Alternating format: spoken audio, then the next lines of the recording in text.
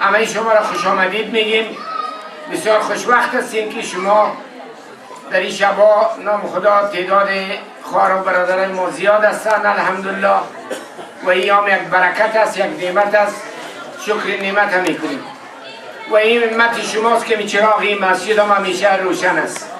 چون برنامه امشب یک کمی طویل‌تر است، ما مجبور شدیم یک کمی زودتر شروع کنیم تا در پروگرام خود برسیم. امشب یک برنامه یک کمی زیادتر داریم برای 15 دقیقه. یک آفیسر پلیس که اصلا ایرانی نژاد است، برادر از ما همایون نبیزاده، یگانه مسلم است که در بین پلیس ها بوده و این آمده به خاطر ریلیشنشیپ دیپارتمنت ها با مساجد اسلامی که و همچنان خواهرها و برادرها توجه کنین. تشکر میکنیم از اینکه شما خاموشی را مراعات میکنین و اطفال هم متوجه میشین.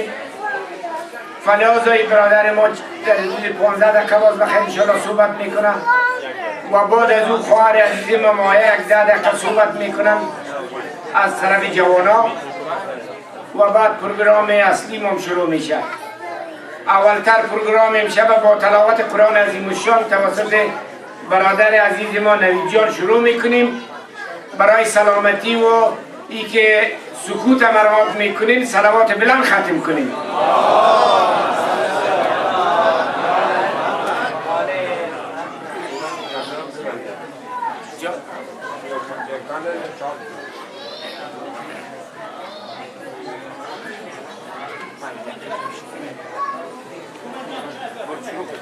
اللهم صل على محمد وآل محمد.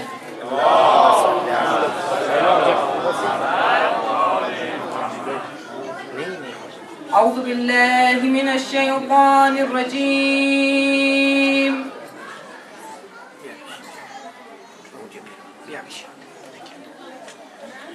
بسم الله الرحمن الرحيم.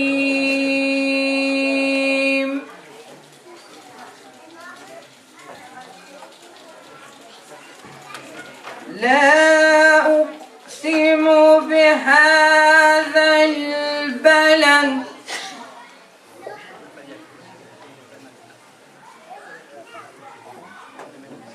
وأنت حل بهذا البلد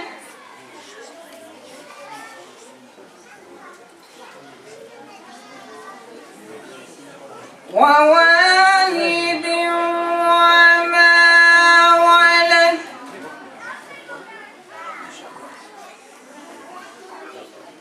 لقد خلقنا الإنسان في كبد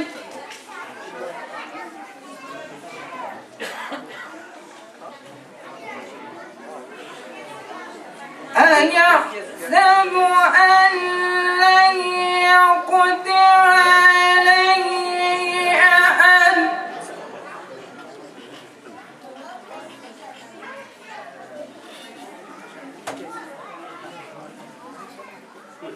بسم الله الرحمن الرحيم. لا أقسم بهذا البلد وأنت حل بهذا البلد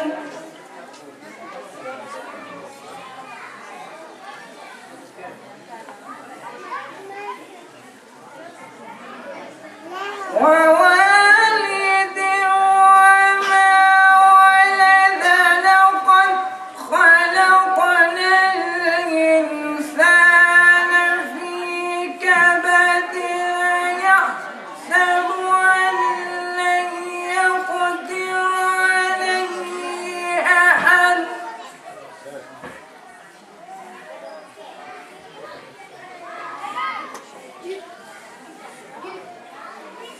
يقول أهلكت مالا لبدا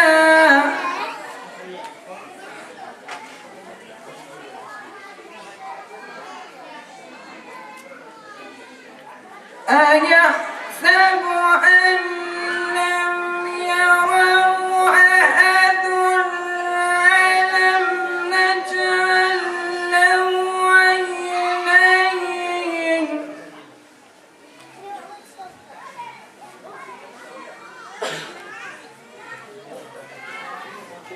ألم نجعل له عينين ولسانا وشفتين وهديناه النجدين فلاقتحم العقبة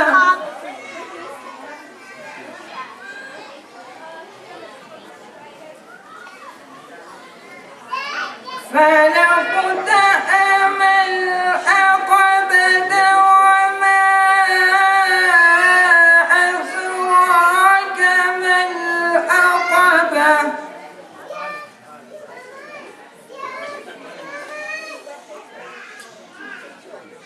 فك رقبة أو إطعام في يوم ذي مسغبة يتيما ذا مقربة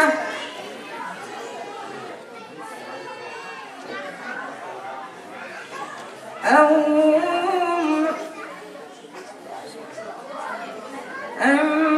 مسكين ذا متربة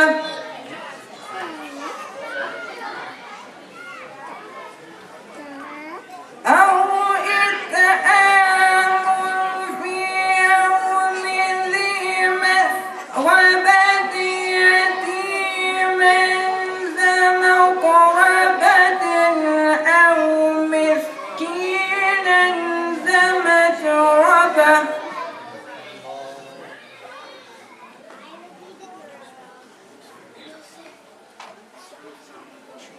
ثم كان من الذين آمنوا وتواصوا بالصبر وتواصوا بالمرحمة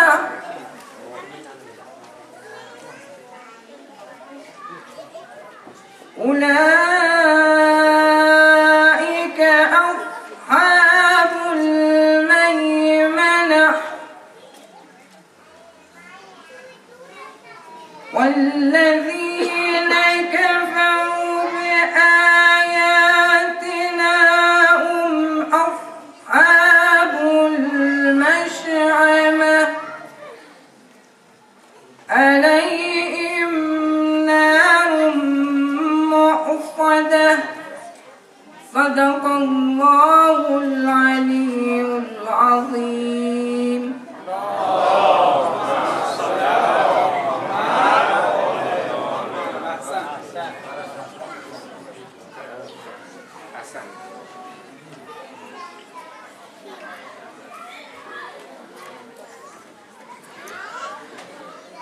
از برادر عزیزی ما نوید جان یک جان تشکر برای سلامتی صلوات بلند ختم کنیم.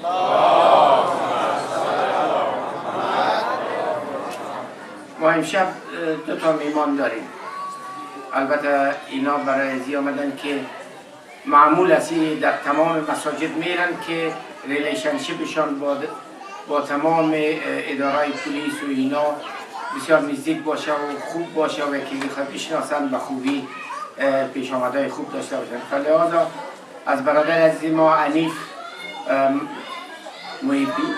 محبی خواهش میکنیم تشریف بیارن و همچنان بعد از او برادر عزیز ما که پلیس آفیسر هستن، یگانه مسلمی که در ایالت سانتیاگو در شهر سانتیاگو هستن، آقای نبیزاده و موینجان نبیزاده که اصلا با فارسی هم صحبت میکنن، ایرانی نژاد هستن. انشالله خدمتتان برادر ما علی جان معرفی میکنم و تمام مسائل خدمتتان برای 15 دقیقه وقت داریم. بفرمایید. صلوات بلند ختم کنید.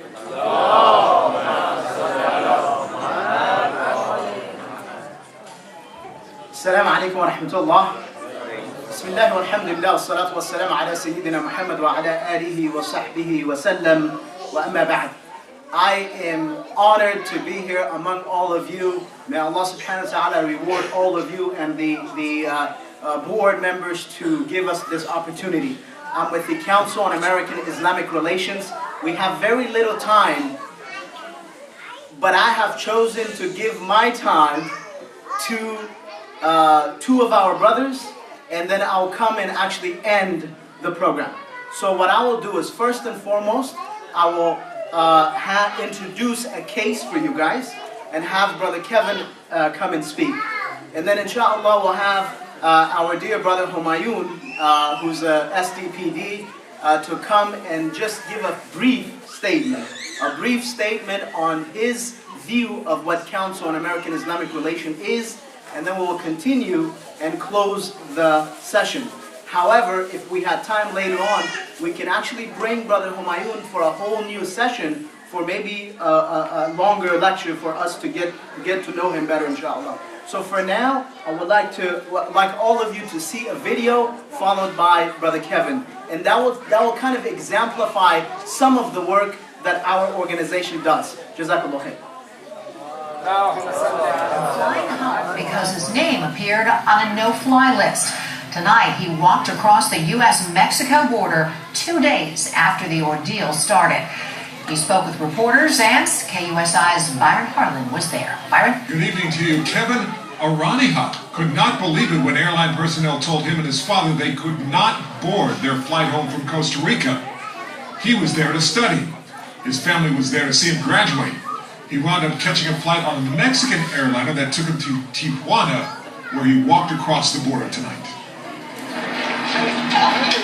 There's no way it's ever been sweeter to be home than right now for Kevin Araniha. I'm happy to be home, finally in my own hometown, where I was born and raised, and, this is very disappointing for anybody to happen to anybody. What happened?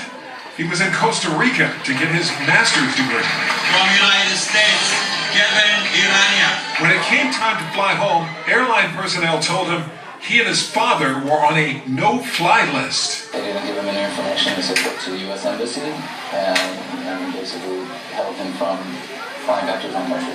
Born and raised right here in San Diego.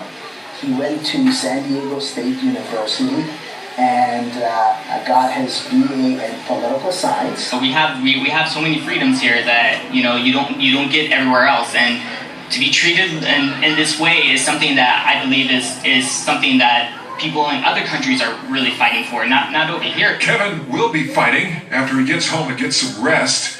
He and his counsel have already filed papers in federal court to get answers and to restore his rights. Once you get onto this no-fly list, it is almost impossible for anyone to get you out of that. I was born and raised in this country, and this is where my family's from. We go to the beach every single weekend. No doubt he'll be glad to get back there.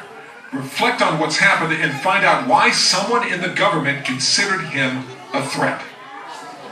U.S. personnel eventually cleared Kevin's father, who returned home earlier. Kevin's relatives say he has no criminal history or anything else that would make them think his name would appear ever on a no-fly list. Byron Harlan, KUSI. What an ordeal, Byron. Now, had he never flown back to San Diego while he was studying at the University of Costa Rica? You've been back and forth a few different times, which is why it's so puzzling. They just can't figure out why this happened, but eventually we may get some answers because this thing's going to court. Yeah, getting to the bottom of it. All right, thanks, Byron. The light.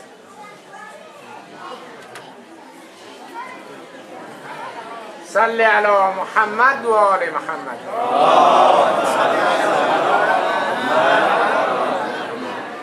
Assalamu alaikum, brothers and sisters. My name's Kevin Araniha. You probably just saw my whole story and ordeal of what I had to go through.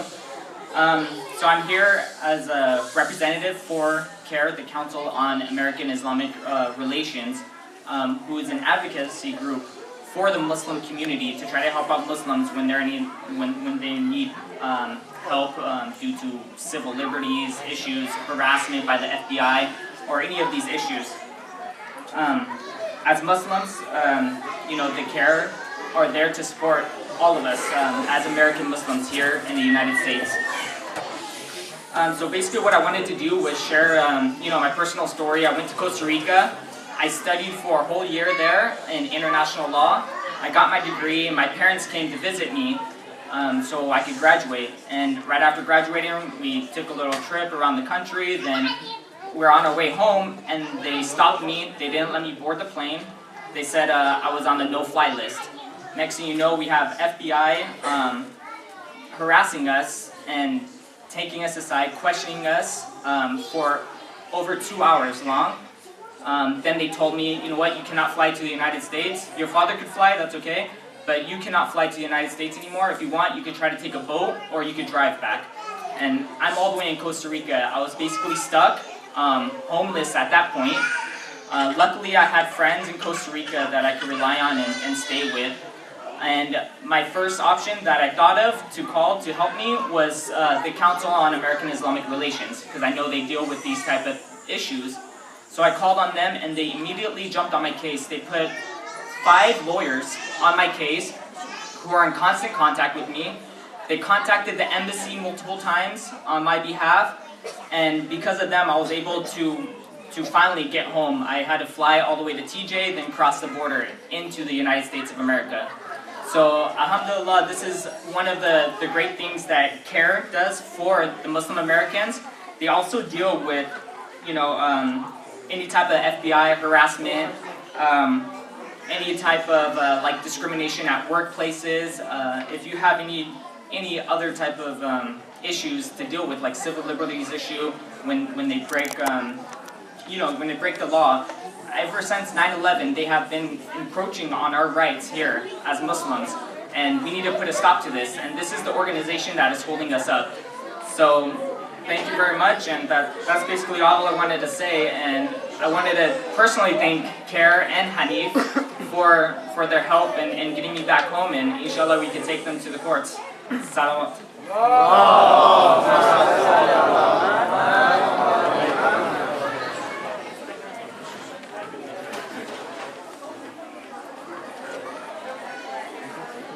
Assalamu alaikum. I'm not used to talking from a crowd, but just like to thank everybody here for inviting me, especially Mr. Wanapi here. My name is Humayun Nabizadeh. I was born and raised in Iran, and I came down to the United States back in 1978.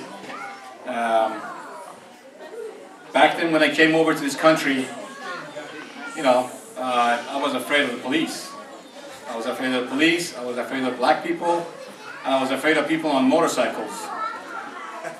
So that's just the notion I had because I was living in Iran.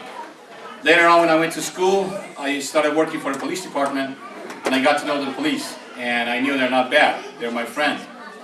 So our police department wants to build a bridge between them and the Islamic community. Basically what happened in September 11, that's what happened against the US citizens, all of us, against us. And even then, people were asking me to justify that. I said, I have no clue. I don't know what happened, I don't know what's going on, because right after, you remember the hostages, I'm like, I have no clue why they took the hostages, don't blame me for it.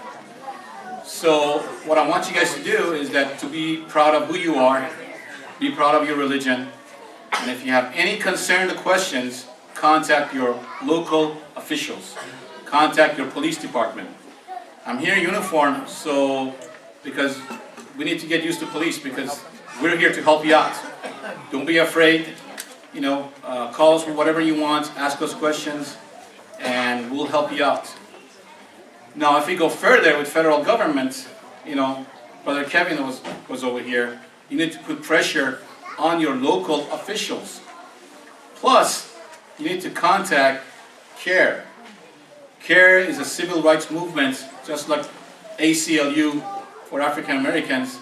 CARE is for Muslims and Middle Easterns and people from other countries. I believe in CARE. I believe in what they do. That's why they handed me this brochure here. And inside this brochure there was an envelope. I'm looking at the envelope, and I said, well, yes I can, and I want to donate $100 to CARE right now, using the envelope. because they help us, and we need to help them help us. Thank you. I'll be here. I know it's going fast. Please come over, meet me, talk to me, and ask any questions you like. And I love to get to know all of you, because you're my community. You are who I serve, and I'd like to serve. Thank you very much.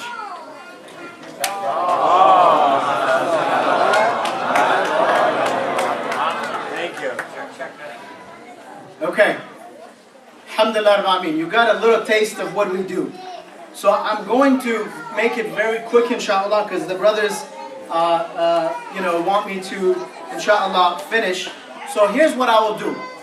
I will give you a very, very quick summary of what we do, and then inshallah the rest of the details, inshallah, you can read in this right here, or maybe in other forms. Okay? Alright, inshallah? So number one, what we do is government relations. The brother said, what did he say? He said local politics, right? Talk to your politicians. We do government relation at the national level, at the state level, and at the local level. Number two, we deal with Islamophobia. And I want to be quick about this, but did you know that 31 states, that's over half of the United States of America, have passed or either a bill or an amendment to interfere with Islamic tradition and Islamic law, which is basically what? 78 bills or amendments. 31 states to interfere with Islamic activities.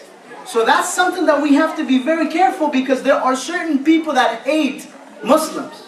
Very minority in America, but they hate Muslims, and they put millions of dollars in order to support that. Millions of dollars to support it. 78 bills over 31 states. Did you know that we have one full-time individual that we pay to just work on Islamophobia, do the research, make sure we are on top of stuff and stuff like that. So that's Islamophobia. We also do Muslim youth leadership programs. So if you have youth here, we do a lot of leadership programs. Please get involved. I love to meet the board so we can, inshallah, and the imam, inshallah, so we can work together, because we need to train the next generation. Number three, civil rights. And you saw one of the examples of civil rights, but that's not the only one, right? So since January, by the way, we have had 4 no-fly list cases just like that. The last one was Brother Ali that was stuck in Bahrain. And you know how long it took us to get him here? Over 2 weeks. And Brother Kevin knows that CARE does not sleep after 5 o'clock. Subhanallah, our attorneys stayed during the night time to contact the embassy in Bahrain during the night time. And during the daytime, we contacted the FBI, the State Department, Department of Justice, and the rest of the people.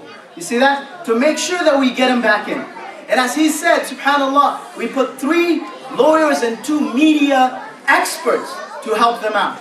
So inshallah, that's, also people who have problems with employment, right? They can't pray in their workplace, they can't leave their beard, or have a scarf in their workplace, stuff like that. We deal with all that stuff. School bullying. We put a lot of educational programs as well. Media relations. You'll see us a lot in media. And so essentially, I want to make it very, summary of it. We are a litigation team.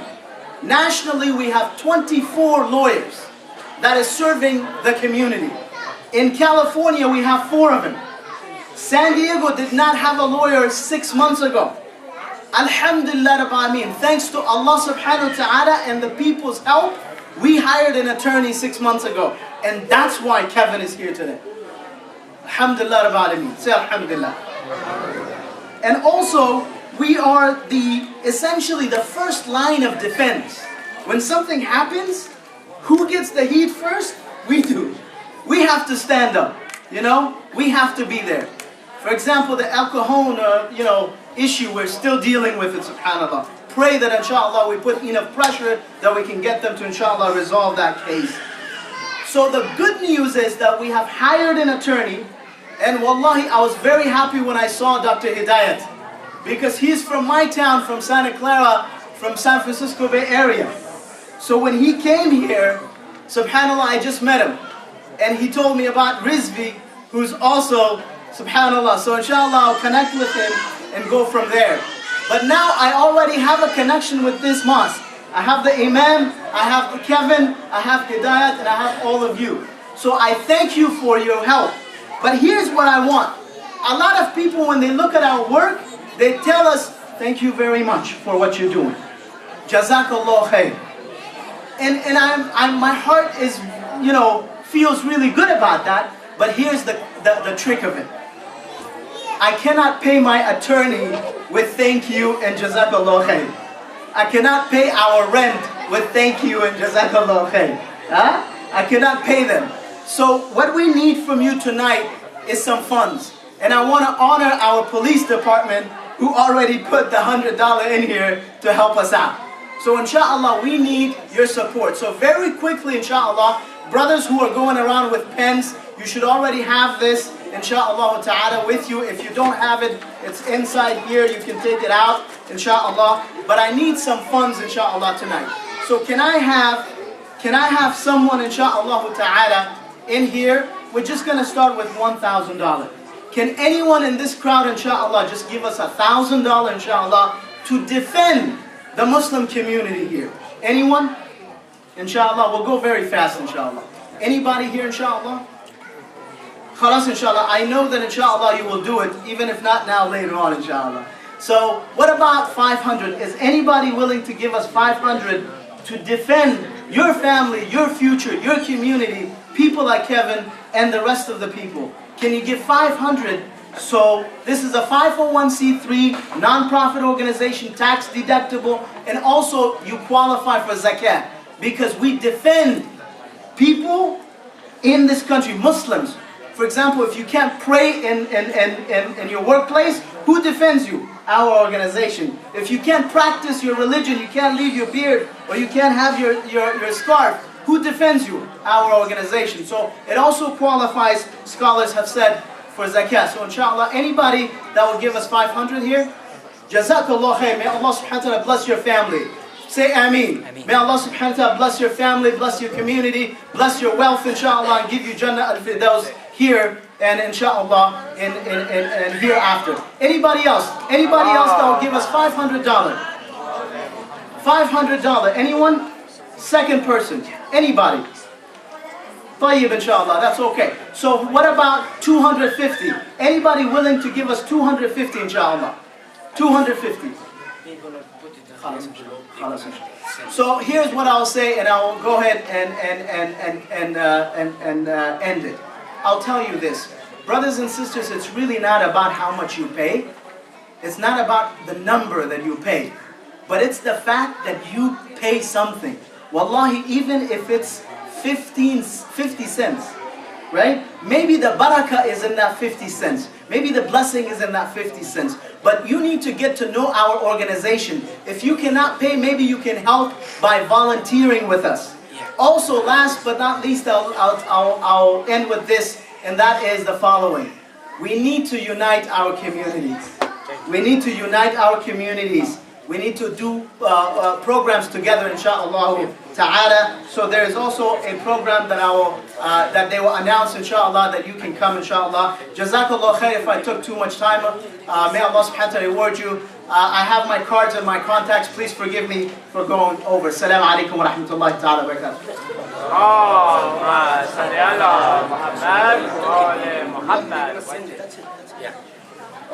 Okay, I just want to make sure, if you don't know, if you don't have money, that's fine. You can put your credit card number or take it home and send the check. Jazakallah khair. Assalamu alaikum. Thank you.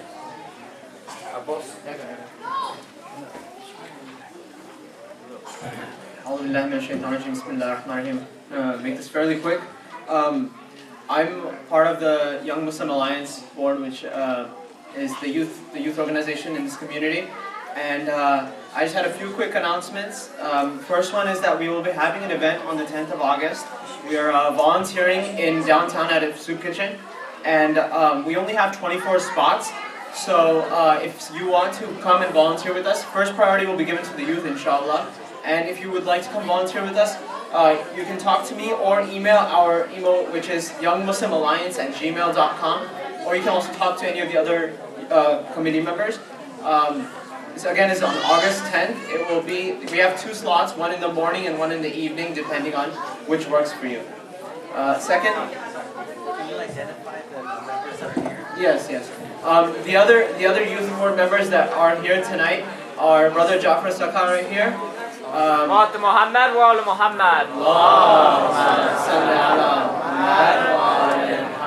We have Brother Amir Muradi sitting in the seat, slouching right there. So everyone can see you.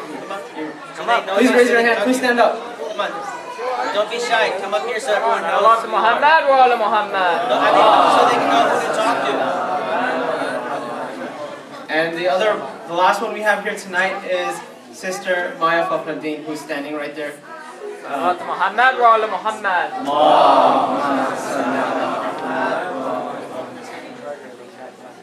You can talk to any of us. We all have information. You just have to email our email, which is youngmuslimalliance@gmail.com. There's a $5 thing to reserve your spot, which will be given back to you once you arrive. This is just to prevent people from flaking. Thank you very much. Second announcement is every Friday night we will be having a 10-minute speech done by the youth. If you are interested, we have filled all the Fridays, so inshallah I will talk to the board and maybe we can get Saturdays or Sundays for us as well. And if you are interested in speaking about anything related to Ramadan, Islam, even your everyday life, you can also contact any of the youth board members and we will take care of that for you. Last thing is we are hosting a t-shirt contest throughout the month of Ramadan. It will end the Friday right after Eid, which is the 24th of August. And everyone is welcome to join. We need to design a t-shirt that we can wear year-round and represent our youth, our youth group, the Young Muslim Alliance. And that's it. With that, tonight's speaker is going to be Sister Maya Fakhruddin. With the loud salawat, please invite her to the podium.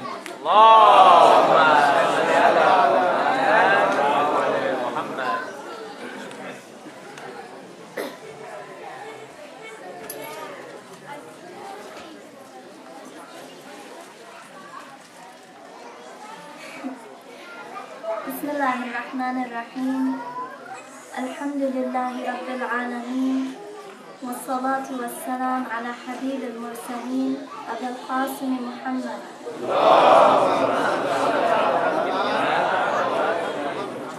وعلى أهل بيته الطيبين الطاهرين.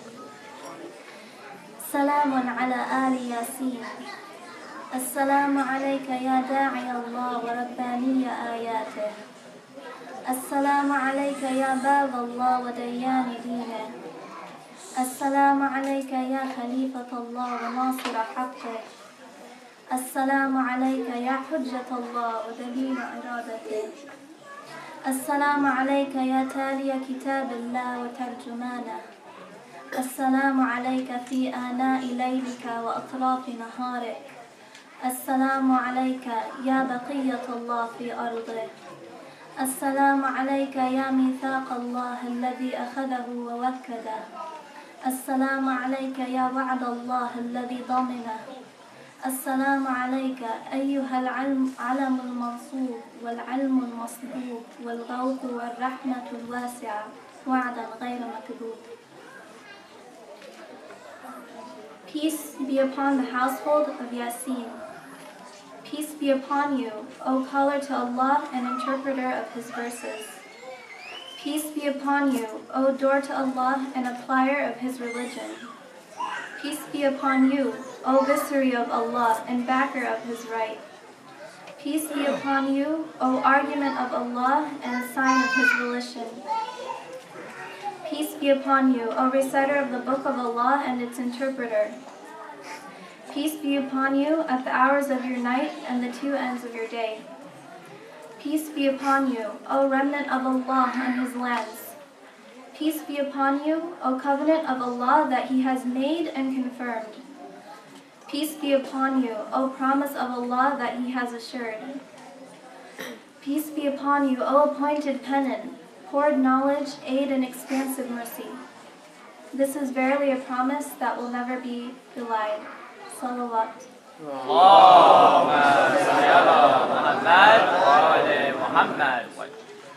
Assalamu alaikum wa rahmatullah, brothers and sisters.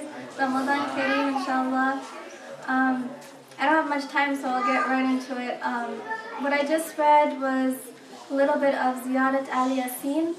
A good way I thought to start my talk, since I'm going to be speaking, inshallah, about Imam Mahdi. Ajallah ta'ala farajah. So, of the 5 signs that Imam Hussein has assured us of are the most sure signs that we have of the coming of Imam Mahdi, and I'm going to list them and I'm going to emphasize one in particular. So first is the coming of al-Sufyani, the second is of al-Yamani, the third, the cry from the sky, the fourth, the earthquake that will swallow the army of al-Sufyani, and finally the killing of the pure soul, and Nafs al-Zakiyah. So, alhamdulillah, the month of Ramadan is underway, and we should particularly be maybe waiting for one of these signs, because it is said that it will happen during Ramadan, and that is the cry, or sayha, that Jibreel alayhi salam will decree during this month. And just to clarify, that doesn't mean that sayha means that Imam Zahar, it means, or that he appeared, it means that rather he is coming. So this call will be heard from the sky from everywhere in the world, and everyone will hear Inna al-haqqa ma'a Muhammad wa ali Muhammad.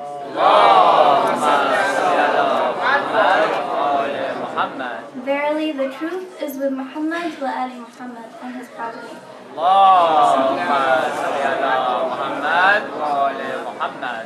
So if you guys think about it for a moment, I mean, one of the greatest miracles that we will witness could happen during this month, maybe this year, maybe next year, Allahu Alam. But basically what I'm trying to get at is I would think that maybe we could get encouraged to understand our Imam a little bit better, since this is a very critical time. So just to start off, in Surah Az-Zumar, Ayah 69, it says, Bismillah ar-Rahman ar-Rahim, وَأَشْرَقَتِ الْأَرْضُ بِنُورِ رَبِّهَا, and the earth shall beam with the light of its Lord. Now, according to Imam Ja'far as-Sadiq, this verse refers to Imam Mahdi because he is the master of the earth. So upon his appearance, our world will be illuminated by his presence.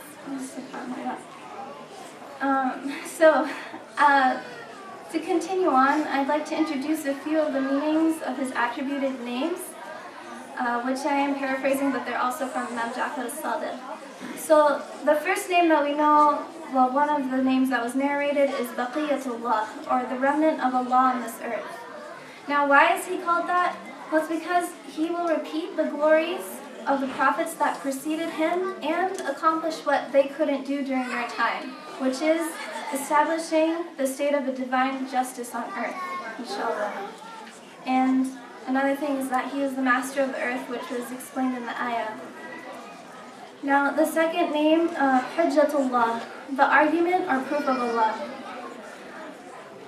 He's the argument or proof for everyone on earth and in the heavens, as well as people who have passed and who will also be coming.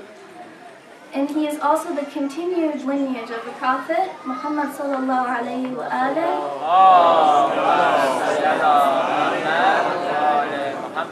and Imam Ali alayhi salam, who are the arguments of Allah until the end of time. So these are only a few attributes. I can't cover all of them, obviously. My witness for this would be, again, Imam Ja'far as-Sadiq, when he says, when saluting Imam Mahdi, he says, Assalamu alayka, salama man arafaka bima arafaka bihi Allah, wa na'ataka bi ba'di na'utaka allati anta fawqaha. So, I greet you with the greetings of those who know you, with how Allah has identified you and who recognize some of your attributes, which you certainly exceed.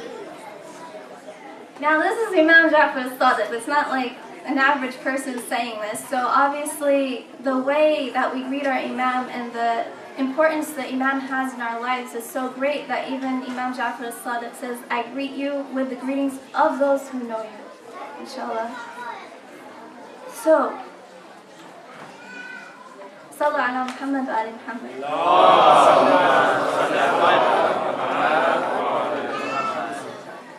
Therefore, this should kind of be our guideline. We should really use this as an example and this should help us build the foundation from which we build our connection with our Imam. So this connection, it has two dimensions. One is an emotional connection, another is an irrational connection. This is illustrated in Du'a al-Adila, and it is said through the statement which describes the Imam Ajalullah Ta'ala Fajr as the weighted whose existence guarantees the existence of the universe and stabilizes both the earth and the heavens. So rationally this explains the greatness of our Imam and the necessity of his being for the existence of humanity. So basically if there was no Imam on this earth there would be no us, so we should be a little thankful. We build the emotional connection through the statement in the same dua, by his generosity, Allah's bounties reach us. So if we think about that for a moment, we realize that the Imam is the firmest handle that ties us to Allah. And furthermore, if we begin to know our Imam, we begin to really know who Allah subhanahu wa ta'ala is, and vice versa. Moreover, our emotional connection to Imam Mahdi is an outcome of the fact that he is our example in mourning Imam Hussein alayhi salam. So, brothers and sisters, my time's almost up. I hope we can all educate ourselves and know Imam Mahdi.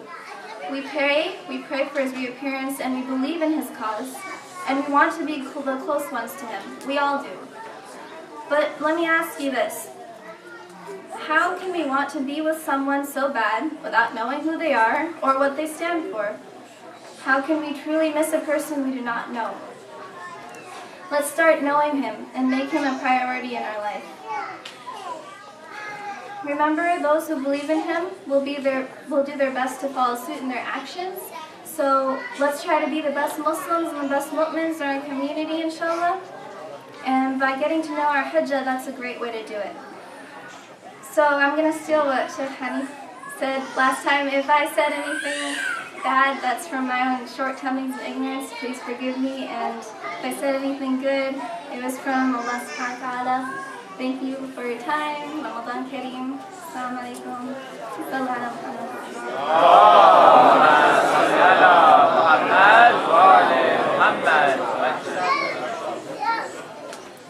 از خواهر عزیز ما مایت تشکر میکنیم.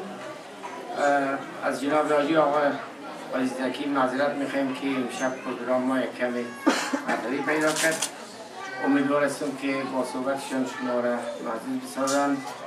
از اصلاح داریم که تشریف بیارن. صلوات بلند ختم کنیم.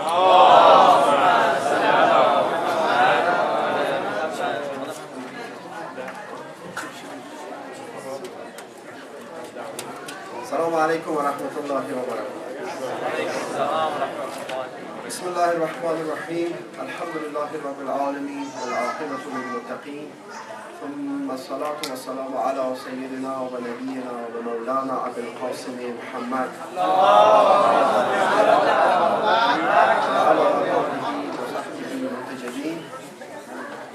قال أمير المؤمنين علي بن أبي طالب عليه الصلاة والسلام: والمتقين فيهم أهل الفضائل، منطقهم الصواب وملبسهم الاقتصاد ومشيهم التواضع. It gives me great pleasure to be a part of a community which are trying to create further understanding between the Muslims and the host country, Americans, and different groups and associations. It further gives me pleasure to be a part of a campaign movement in harmony with the police force to fight crime and reduce atrocities in this society. It is wonderful to be among you, brothers and sisters, and inshallah, I hope we can benefit from all these speeches, from these sermons, and also from the speech which our sister delivered, and our brother from CARE.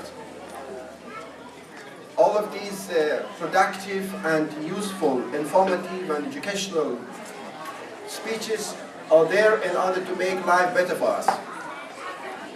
The sister was talking about Imam Mahdi Ajalallah. Maybe it creates a question, today is not the 15th of Sha'ban, and what is the relevance of this theme, of this topic to tonight's occasion? But that's a wrong mentality. As a matter of fact, we should deal with this wonderful topic of our leader, Imam Mahdi Ajalallah, every night and every day. And this is a negative attitude in our mind, in our heart, to just exclusively deal about such a wonderful topic, such a great and extraordinary personality on a particular night. Anyway, I'm very happy to be among you, to listen to the recitation of a brother who was beautifully reciting the Holy Quran, and also to know one of our brothers who came here with another master degree, and alhamdulillah happy and pleasant. In regard to tonight's occasion, because we have a very special night, I would like to change the content of my speech tonight and talk a little different than other nights in regard to the content of my speech. Always when I see a police officer, it comes to my mind that if the people do not listen to the clergymen, to the priest, to the spiritual leaders, regardless of their religion or school of thought, they end up being caught by the police because they do not listen to the very moral, spiritual, godly teachings, which makes people immune from atrocities. According to different statistics, people who are more religious, and of course, if they are informed and educated about religion, they are less likely to have tendency towards committing crimes. I was just telling you last week about a story in Australia. In Australia, about 2 years ago, I was invited in a party which was organized by Australian Federal Police. And when I said this in that gathering, they liked it very much, and they said, we need to publicize this information. What is that information? In Australia, it was investigated that in an Arab Muslim suburb, when there is the holy month of Ramadan, the crime rate goes down. On the one hand, it's a bad name for the Muslims. On the other hand, it's a very good achievement for Islam. Why? Because during the holy month of Ramadan, the Muslims comes to become more religious. And this is the name of the game. If you become more religious, you are less likely to commit a sin. And this is a very important statistics, a very important investigation by Australian Federal Police. So the locality, the suburb, which are occupied with the Muslims, the moment when they become more religious, then they become less likely to commit a sin. As you know, and as once we talked about the different stages of coming to Islam, most of we Muslims are in a very elementary, primitive stage of being a Muslim. So this is a wrong mentality, especially, unfortunately, it is propagated by some media groups, that when a Muslim is doing something bad, only the Muslim quality of him is emphasized. That's wrong. That particular person, maybe he or she, that particular person may be Iranian or Afghan or Pakistani, that particular person may be from a village or from the city, he may be educated or not educated. He has so many qualities. Why just sticking to one very important and very controversial quality of him? That's a wrong mentality. Fortunately, this kind of trend is diminishing in progressive societies. It's just a person, and he is addressed as an individual, and now he is not branded as Iranian in America, for instance, in Australia as a Muslim. He is just a figure, unless there is a very unique relation between his crime and his beliefs, which even in that time, according to the political correctness, nobody is allowed to blame his religion. Anyway, this is important, that the moment when we become more religious, the more we become law-abiding citizens. And I say that the moment people are listening to the priests and clergies, to the sermons and to the educational and religious talks, they are more able to be a better person. And inshallah, in the next stage of my talk, I will talk about this issue more. And I will quote from the former advisor of President Nixon. President Nixon had an advisor, he's a doctor, he's very active in the Muslim community. I think his name is Dr. Robinson. And he is one of the leaders in the Islamic Association in the United States. And he writes, and he's a great speaker. Once I asked himself that I would like to read your more articles, and he sent it to Australia to me. He was so active within 1 week. Anyway, he says that Islam makes us, America, stronger. This is the theme of my speech, partially. Islam is not only endangering the United States, but on the contrary, it is doing service for the United States. So according to the advisor of President Nixon, who is highly educated, is still alive and active, and a leader of a Muslim association in the United States, Islam is a mercy for this country. It's not a misery. دوستان عزیز، سلام علیکم و رحمت الله. جای خوشبختی است که امشب ما در ارتباط با یک برنامه قرار داریم که از جهات مختلف و جلسه ما و شما هم رنگینی و تنوع میبخشد و در عین حال ما را در یک مسیر قرار میدهد که با یک نیروی امنیتی مثل پلیس به یک تفاهم برسیم که همه در کنار یکدیگر برای بهترسازی افراد که چه بوده یک طبعه یا شهروند خوبی مملکت باشند کار رو پیکار کنند. شاید وضعیت مسلمانان را این داستان واقعی پروفسور برکلی یونیورسیتی و بسیار دقت و درستی در زمان ما بیان کنند. آقای حامد الگار که استاد پوانتون است در برکلی یونیورسیتی، 10 زبان میفهمه، فارسی را شاید از مکه بسیار خوبتر صحبت کنه و یک آدم بسیار فوق‌العاده است. ایشان یک وقت میخواست که در برکلی تاکسی بگیرن. وقتی تاکسی را استارت کرد، آقای راننده تاکسی یک سردارجی بود که مثل ما ولی همچی یک به اصطلاح عمامه داشت. خب او فکر کرد که این آقای امریکایی یک مسلمان فکر میکنه. سردارجی هندوستانی برای پروفسور حامد الگار گفت که please come in, don't worry, I'm not a Muslim. Don't worry, I'm not a Muslim. آقای حامد الگار گفت که you don't worry, I am a Muslim. بله. خب پروفسور حامد الگار میخواست تاکسی بگیره. آقای سردارجی گفت که تشویش نکنید، من مسلمان نیستم، بیاید تاکسی. آقای حامد الگار که یک دانشمند مسلمان انگلیسی و اصل فعلا امریکایی هست، گفت که جناب شما تشویش نکنید، من مسلمان هستم.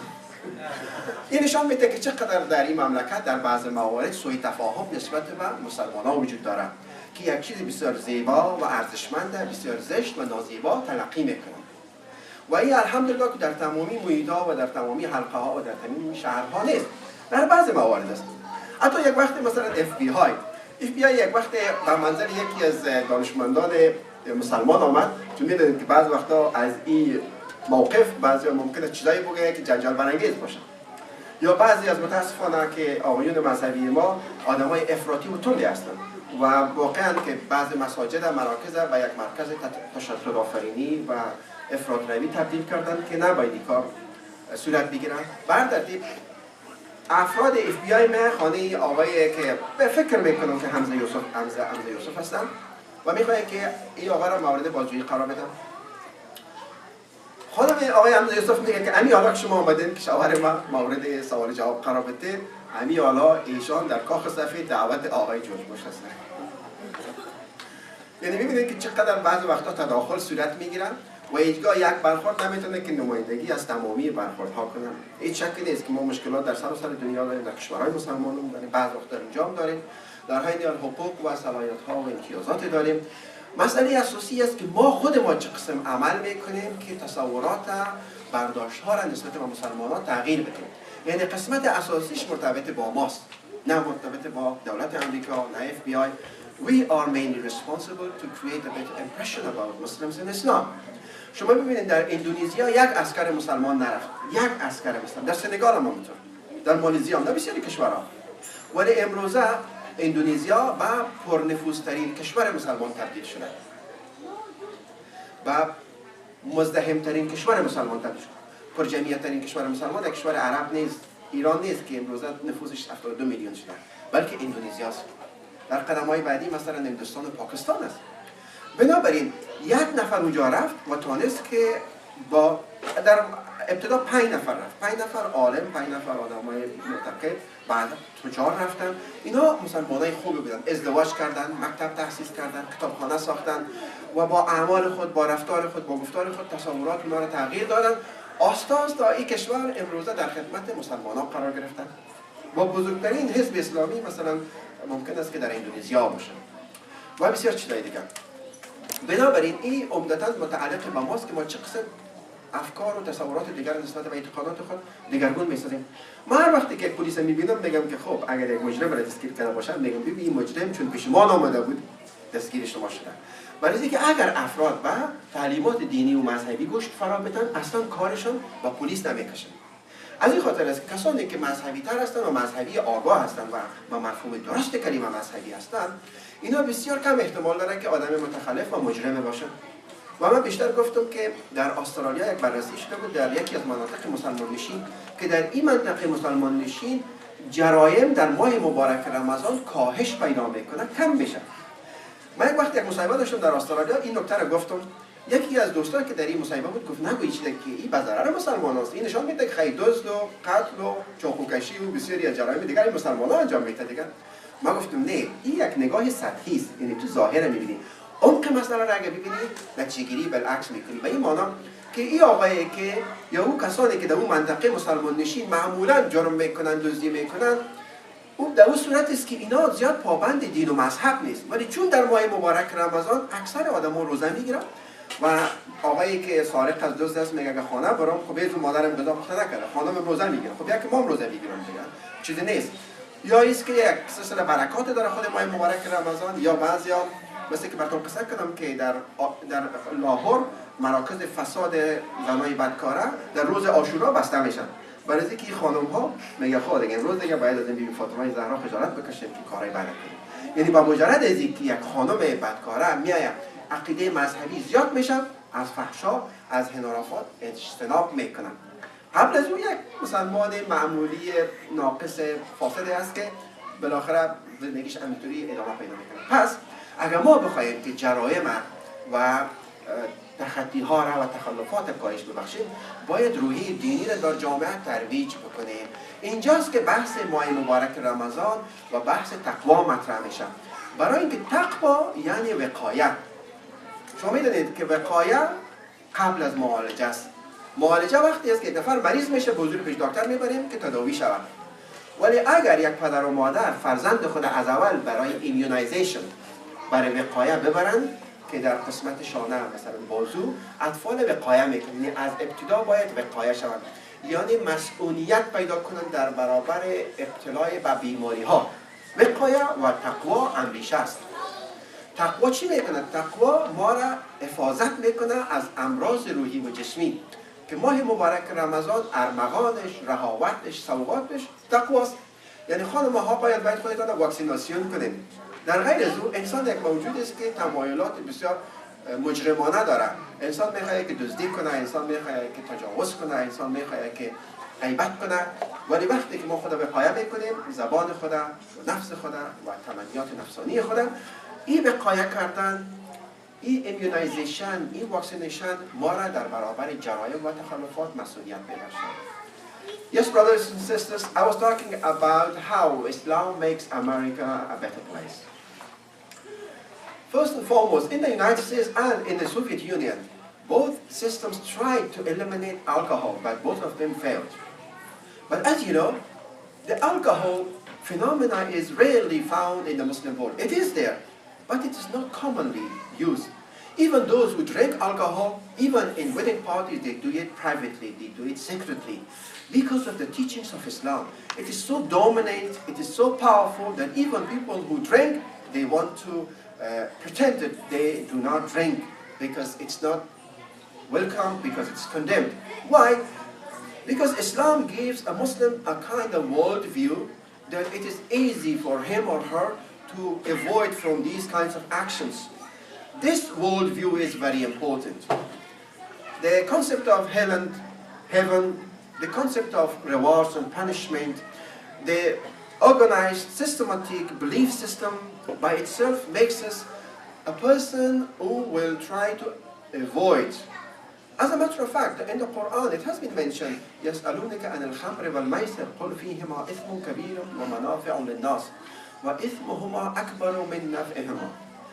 They will ask you, O Prophet, about alcohol and gambling. Tell them that there is benefit in alcohol and gambling, and there is harm, there is sin. But the sin is more than the benefits. So the Holy Quran is so realistic that even it admits that there are benefits, some usefulness in alcohol. But there is the wisdom which finds out whether it's better or worse. Because a wise person between two evils chooses a less evil or a better option.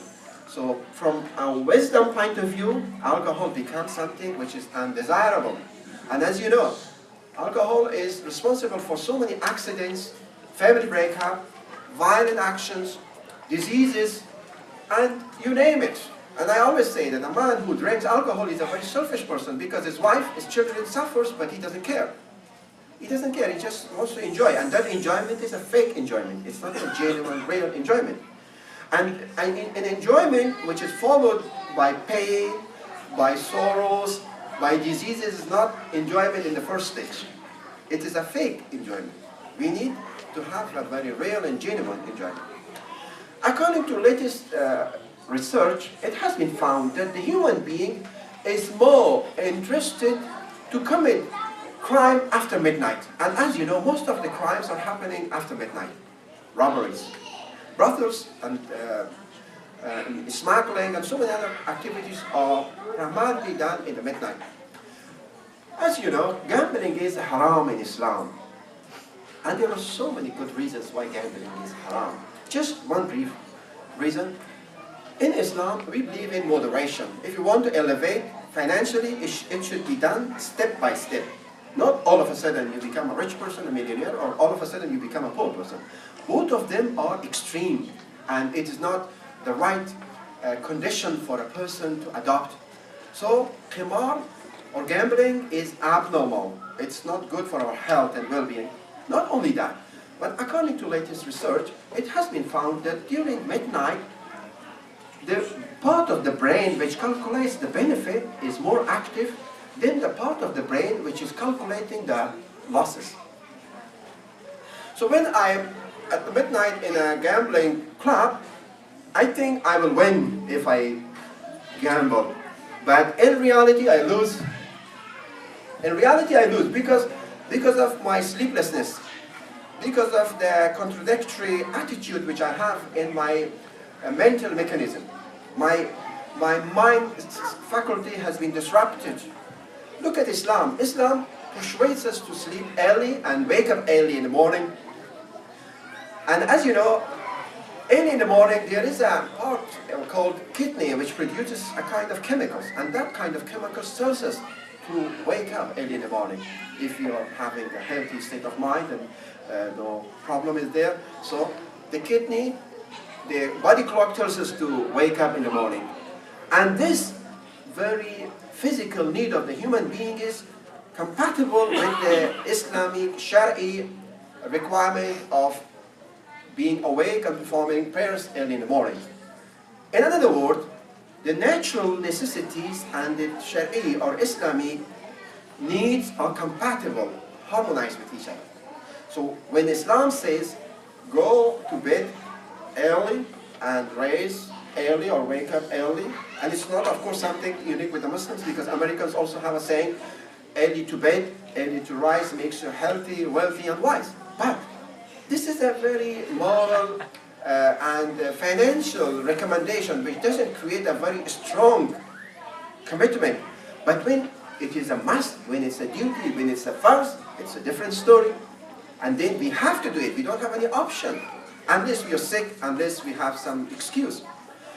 So during the midnight, the part of the brain which calculates the benefits and the losses, the gains is more active. And when I go to the gambling club, I end up losing my money.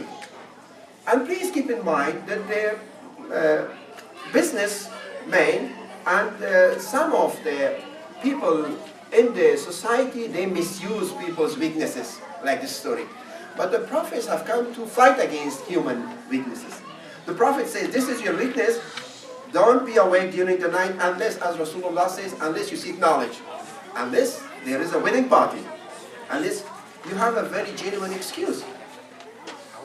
Otherwise, the night, as Quran says, is for sleeping, and the day is for working and for being active. And all research and scientific and medical studies have shown that 1 hour of sleep is equivalent to 3 hours of sleep during the day. So night sleep is much better than day sleep. This is another example how Islam makes this society a better society. It is a good society, no doubt about it. But everywhere needs to be better. It's not enough to be good, be the best. This is the name of the game. Islam is there to make us the best. Unfortunately, yes, we admit that a lot of us are not the best. We admit it. We have lots of shortcomings. Because as the Bankstown story in Australia was suggested, the people are in a very early stage of Islam. They don't know it and they are not fully practicing it. They are nominal Muslim. They're born Muslim. They're Muslim in their identity. But they are not Muslims in their mentality and behavior. You're here to focus and to practice Islam fully, and by doing so, we will have a better and much more beautiful society. خب ما در ارتباط با این صحبت میکردیم که چطور اسلام استرالیا را یا امریکا را قوی میسازد. ببینید اسلام از جهات مختلف میتونه که در این مملکت نقش بسیار ارزشمند بازی کنه. اولی که استرالیا، کانادا، امریکا، انگلستان این کشورها یک سیستم دارن تحت عنوان مالتی کالچرال سیستم. سیستم چند فرهنگی. سیستم چند فرهنگی به این معنی است که خود رهبران این کشورها میگن که ما با فرهنگا، با عقاید، با دین و مذهب دیگه باید این زمینه را مساعد بسازیم که رشد و گسترش پیدا کنم تا ما از اونا بیاموزیم. چون اینطور نیست که هر چیزی که امریکایی است بهترین باشه. هر چیزی که عیسوی است بهترین باشه. هر چیزی که غربی است درست باشه. این هم یکی از عقده‌های خودکمبینی ما مسلمان‌ها یا شرقی است که فکر می‌کنیم که یک نفری که بسیار ثروتمند باشه، قدرتمند باشه، ابرقدرت باشه، کلی کارهای درست است.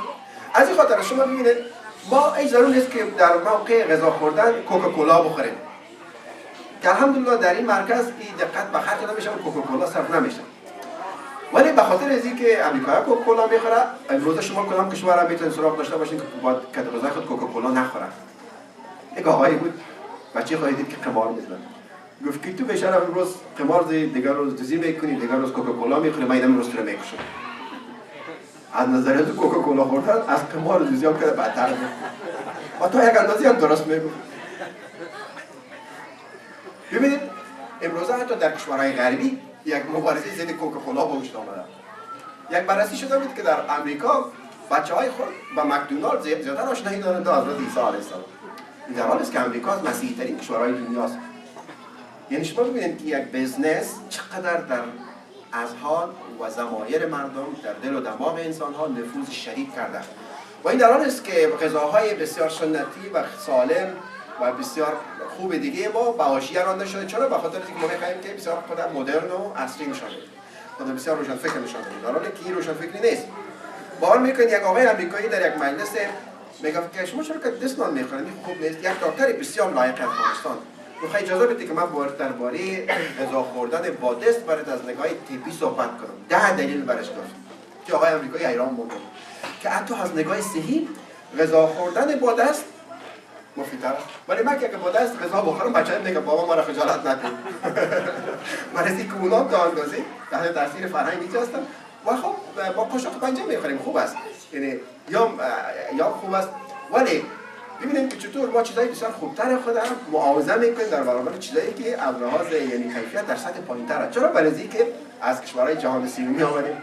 ولی این ذهنیت تغییر میکنه، هیچ شک نیست که تغییر میکنه. در استرالیا یک استاد پوانتون لکچرر است در کلینیکال انجینیرینگ، خودش برام گفت که در غرب یک تمایل به وجود آمده که حیوانات مطابق طریقه شرعی اسلامی ذبح کنند. به خاطر اینکه سالم ترین طریقه همین طریقه است.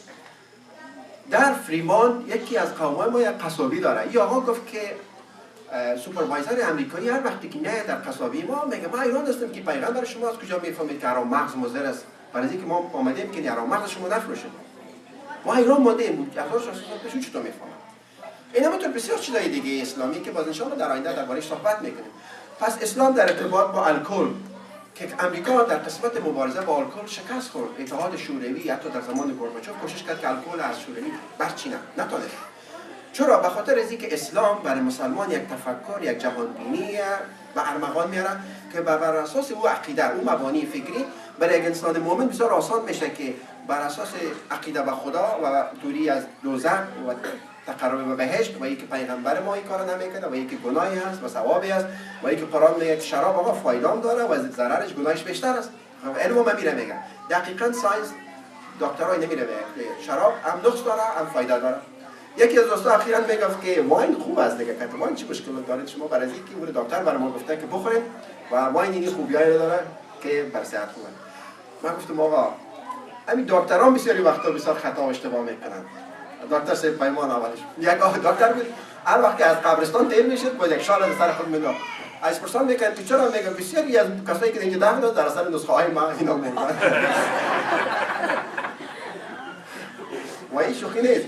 پنجمین دلیل مرگومین در سطح جهان این نسخه های غلطی دکتر صاحب است. اگه درباره نسخه هایی که ملاها غلط داشته که بگم خوبی دیگه شاید گریه برد. و این داشت خنده نه.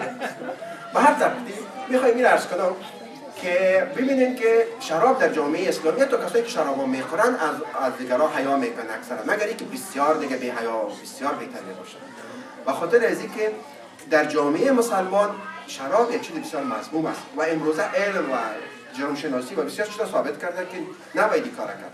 البته از شراب که بسیار کارهای دیگه بدتر است. غیبت بدتر از زناست، اینو میپذیریم. ولی شراب هم گفته شده که کلید بدی هاست.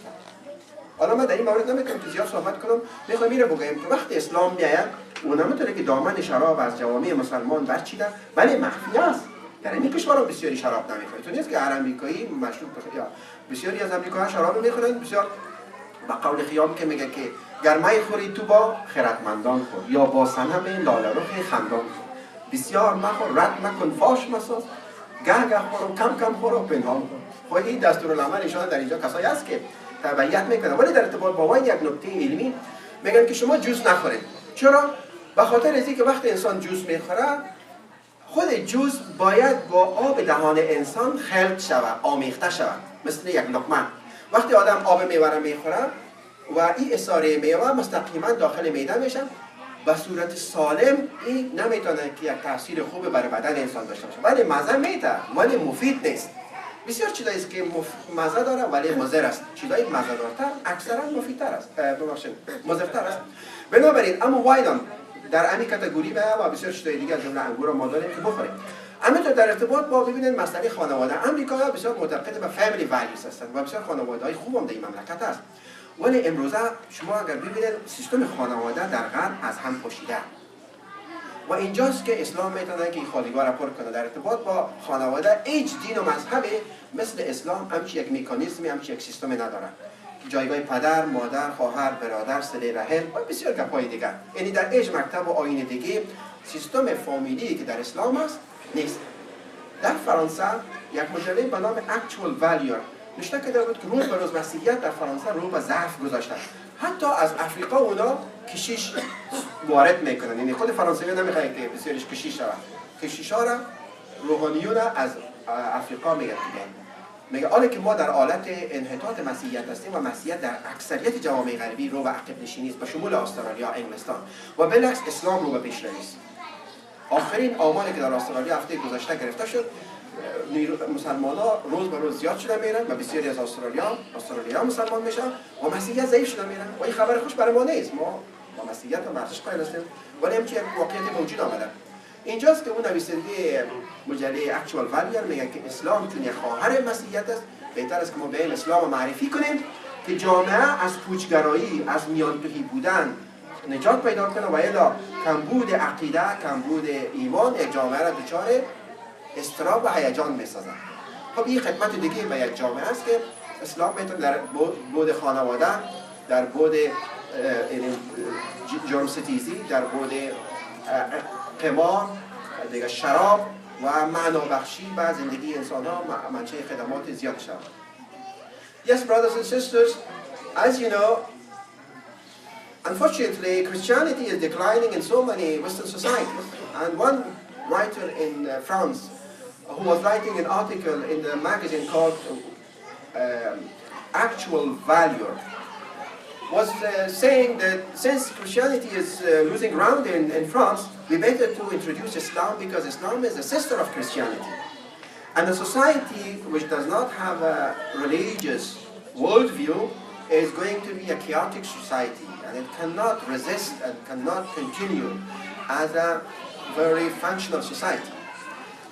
In America, Islam can serve in so many grounds, not only in relation to gambling, which is a very important area. One American scholar says that if you want to know the highness and the validity and the credential of Islam and Prophet Muhammad, go to the nightclubs and you will notice that it is rarely possible to find a Muslim, a practicing Muslim in these nightclubs, in these gambling clubs, because Muslims, they avoid from these places.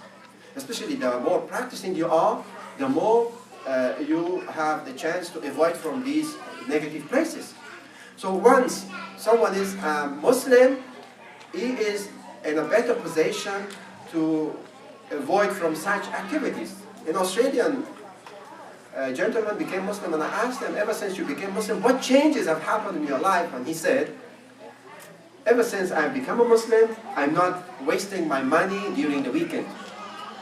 And now I would like to focus on more important issues in my life. And he has an interesting story. One of the family member of mine, his mother was asking him to read Quran, and he was saying to his Australian friend, I don't like Quran, I don't want to read it. Come on, let's read Quran and find out the faults of Quran. The faults of Quran. So he was reading Quran in order to find faults with his friend. He was pretending. After a while, the Australian friend, because he was reading Quran very thoroughly, very deeply, he found out that this is a very impressive book. And then he became Muslim. Because if that Muslim guy didn't tell him this story, he would not have read it. So there was a trap for him, but a good trap. Anyway, in regard to fighting crimes, in regard to fighting alcohol and gambling, in regard to family values, in regard to giving a better worldview, in so many other aspects of life, Islam can serve this society in a very positive and productive manner. And of course, America, like Australia, England, and Canada, have multicultural system. And multicultural system believe that you need to give room for different cultures and religions, because different religions and cultures, after mixing with each other, make a society to function in a better way. Otherwise, if I say just I'm right and you're wrong, that's not the right mentality. Even Prophet Muhammad says that to seek knowledge. Even Prophet of Islam says that seek knowledge, even though if it may be in China, and by doing so, you will be in a better position. The last point is the very extensive worldview of Islam in regard to the mankind, to the universe. وَمَا أَرْسَلْنَاكَ إِلَّا رَحْمَةً لِلْعَالَمِينَ. This is the verse of the Holy Quran. So our Prophet is a mercy for everybody, for all creatures, for all creation. And Allama Iqbal, a great poet from Pakistan, says, Muslim asti bi niyaz az ghayr shaw, ahli alam ra sara pa khayr shaw. Are you a Muslim? So this is the definition of Muslim. Be a mercy for everybody, regardless of religion and race and ethnicity. Be a mercy for Americans, for Russians, for Pakistanis, for Iranians, because our Prophet was a mercy.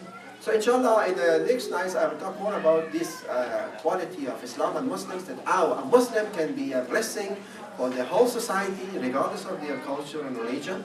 And it's not that just Muslims with Muslims. No. Yes, a Muslim may marry only with a Muslim, female Muslim, yes. But we are obliged to be polite and respectful and helpful for the other fellow countrymen, Americans, Australians, and this is a very important point to once again emphasize that you, brothers and sisters, you have come from different countries, Pakistan, Iran, Afghanistan, India. You among yourself have more common grounds with the people who are from the same country in your country. In other words, in Afghanistan is not as close to you as in Iranian or Pakistani brother in here, because you have the common ground, the common problem, the common cure for your problems. So we need to have better relationships and stronger bonds, because we are Americans, in another word. Yes, you are American because you're living here and you're not performing your prayers short or qasr. You're doing it fully. And you're actually benefiting from the services and so many privileges of this society. So we need to feel Australian or American or Canadian, and in the meantime, this system allows us to function as a Muslim, and we are here to be not only influenced by the positive course of this society, but more importantly, to influence this society. And I say it very outspokenly, I say it very straightforward. I say it very loudly. Even once upon a time, I was having a talk with the Australian Prime Minister, and I asked him, "Sir, have you studied Islam?" And he gave me a very general answer. He didn't give me an appropriate and very specific answer, because for a specific question there has to be a specific answer. Politicians are very, very clever in giving general questions. Let me tell you a story. A politician was marrying with a lady, and the clergy asked the lady first, "Madam, would you like to marry this gentleman?" And she said, "Yes, of course." And the clergy asked the politician, "Sir, would you like to marry this lady?" And he said, "I can't say no for the time being." So they always give very vigorous and general answer. I asked them, "Sir, have you studied Islam?" I wanted to focus his attention to the fact that they are ignorant about Islam. Again, I asked them, "Sir, would you please tell me, have you studied Islam from the Islamic sources?" From the Islamic sources, because they might study Islam from non-Islamic sources, from non-Muslim encyclopedias. And then he had to admit, and he said, "You're speaking to a converter. I admit, that's my shortcoming. I haven't studied Islam from Islamic sources." And we need always to tell to the Westerners, to the non-Muslims, please read Islam from Islamic sources. Please study Shia from Shia sources. Please study Ahlul Sunnah Masam from Ahlul Sunnah sources. And that's not enough. Engage in a debate and discourse, and by doing so, the questions and misunderstandings will be eliminated, and then we will have a better society, better relationship, and better environment. Sallu ala Muhammad.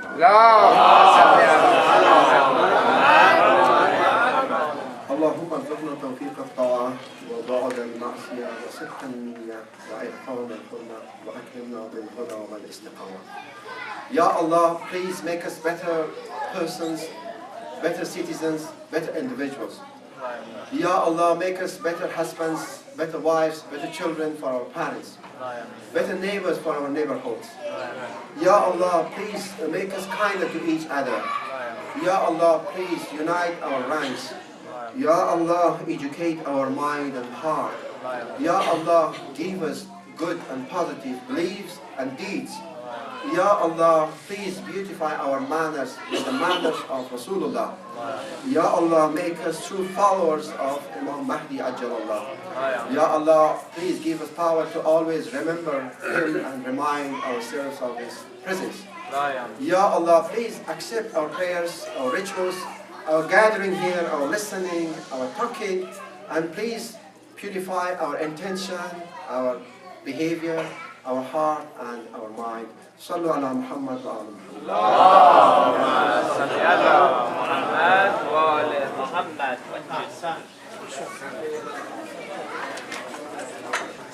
عزیزان، از همه شما از حوصله‌مندیتان تشکر می‌کنیم و پروگرام امشب و از برادر حنیف و همایون نبیزاده و دوستان دیگه که صحبت کردن. غذا زیاد مانده، اگر کسی تصمیم داره برای سحر ببره میتونن بگیرن. یکی دو، کسانی که سوال دارن از همایون نبیزاده و فارسی هم صحبت میکنن، همینجا هستن، هر کس سوالی داره میتونن سوال خود مطرح کنن. شب شما خوش انشالله. فردا شب ساعت 7 شام شما را به خدای کریم میسپاریم. یک جان تشکر. پاکتایی که گرفتین هم اونا را پول دهیش پرتین روان کنین بر اونجا که انشالله کمک شود. خداوند یار مددگار همین. خداحافظ.